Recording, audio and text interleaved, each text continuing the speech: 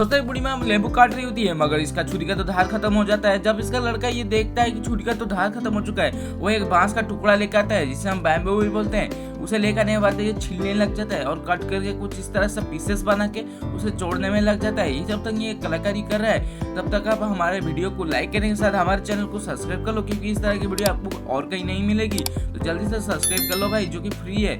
देखिए यहाँ पे कितना शानदार तरीके से यहाँ पे बैम्बू का एक चाकू बनाया है, जो कि बहुत ही आसानी से यहाँ पे कुछ भी काट सकता है। देखिए यहाँ पे ये दादी माँ को लेके देने वाला है, देखिए दे चुका है। देखिए दादी माँ यहाँ पे काट रही है, कितना आसानी से ये कट रहा है, बहुत ही आसानी से कट गया। दादी माँ बहुत खुश हो चुकी हैं और बोल रहे हैं लाइक कर लो वीडियो को।